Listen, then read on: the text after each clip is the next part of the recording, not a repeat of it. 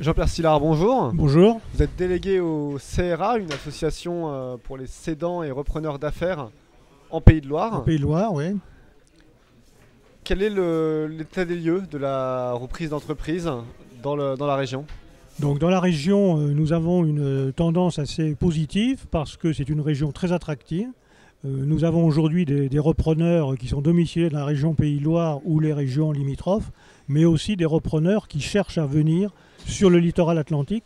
Et l'attractivité de Nantes, d'Angers, de ces villes-là, fait que beaucoup de repreneurs souhaitent ou revenir ou venir dans cette région.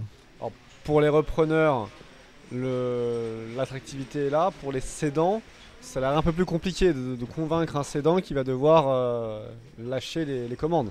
Alors un cédant, si vous voulez, il y a deux types de cédants. Il y a le cédant qui part à la retraite et pour lui, il y a un côté affectif avec son entreprise qui fait que la décision est difficile de céder.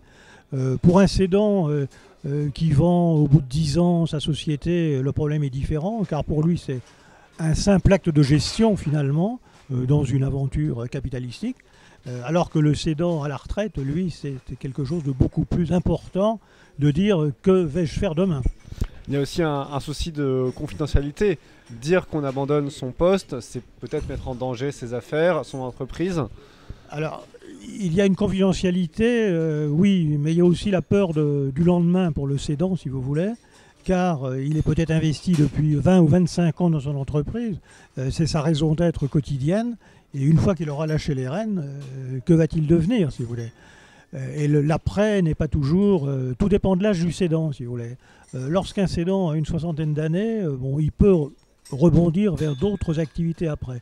S'il en a 10 de plus, c'est moins évident. Donc il ne faut pas tarder à céder, il ne faut pas attendre la dernière limite, il faut se préparer. Et c'est pourquoi on a, nous, des journées de sensibilisation à la transmission d'entreprise, et on estime qu'il faut s'y préparer 5 ans avant la date de départ. 5 ans avant. Voilà. Parce qu'il y a des décisions à prendre sur le plan patrimonial, sur le plan successoral, et ces décisions, il faut les prendre suffisamment longtemps à l'avance pour que fiscalement, ils ne vous soient pas opposables.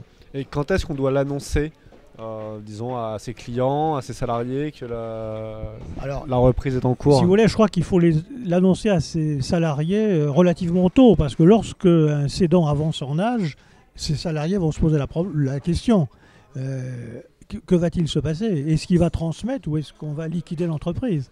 Donc pour rassurer, il faut mieux qu'il le dise ouvertement. Voilà, j'ai tel âge, moi aussi je veux aspirer à la retraite.